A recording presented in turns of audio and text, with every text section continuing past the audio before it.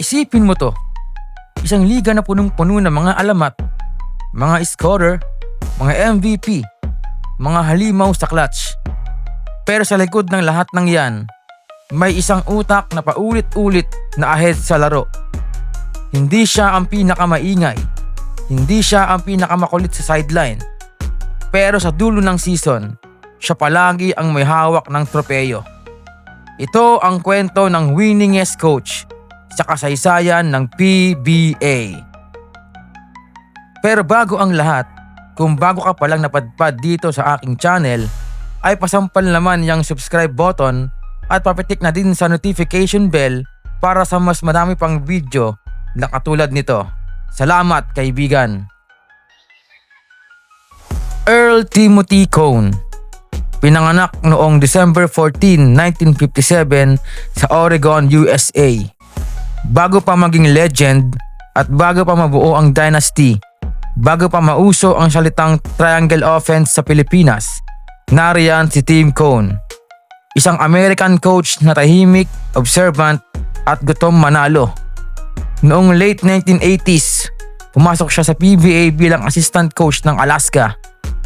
Hindi agad headline, hindi agad sikat, pero may napansin ang liga. Iba siya mag-isip.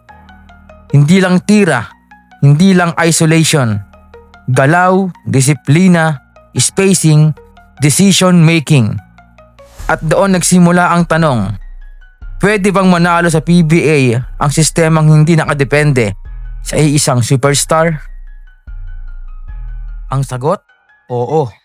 At paulit-ulit niya itong ginawa. Sa Alaska, nabuo ang isang team na parang makina. Johnny Abarrientos, Jojo Lastimosa, Bong Hawkins, Sean Chambers. Walang iisang bida, pero lahat may papel. Dito unang nasilayan ng PBA ang triangle offense sa buong buo nitong anyo. Hindi madali, may mga taon na muntik nang bumigay. May mga kritiko na nagsasabing hindi yan uubra sa Pinoy style.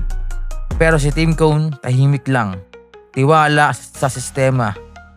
At ang resulta, championships. Sunod-sunod. Hanggang sa dumating ang isang makasaysayang sandali. 1996 Grand Slam. Isang season, 3 conference, isang koponan, at isang coach na tuluyang umakyat sa pinakamataas na antas ng PBA history. Pero ang tunay na sukatan ng greatness, hindi lang dami ng tropeyo. Ito ay longevity. Lumipas ang mga dekada, nagbago ang laro, nagbago ang mga player, nagbago ang bilis, nagbago ang kultura. Pero si Tim Cone nandoon pa rin. Mula Alaska hanggang Bimeg, hanggang San Mig Coffee, hanggang Ginebra.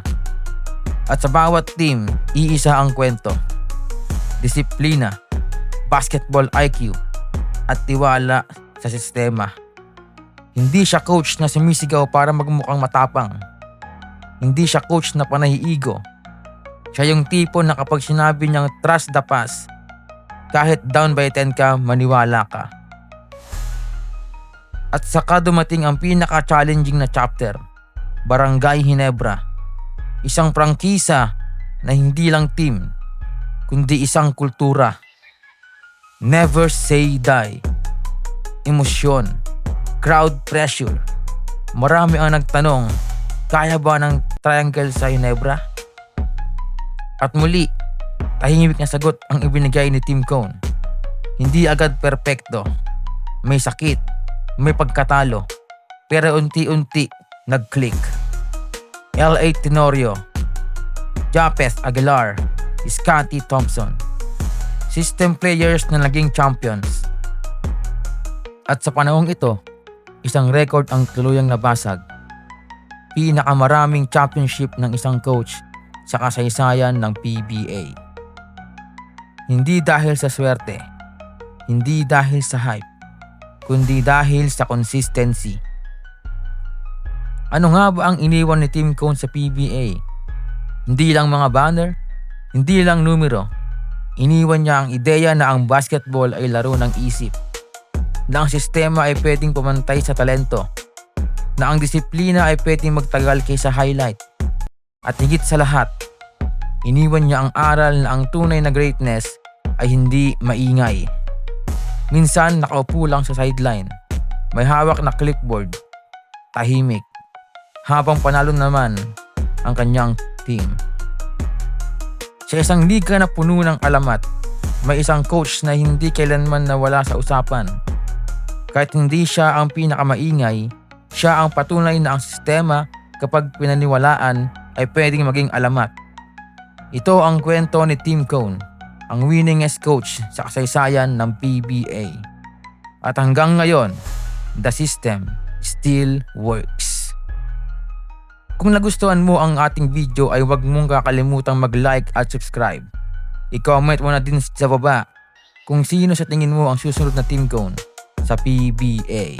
Ito nga pala ang The Full Court Press PH. Bye-bye!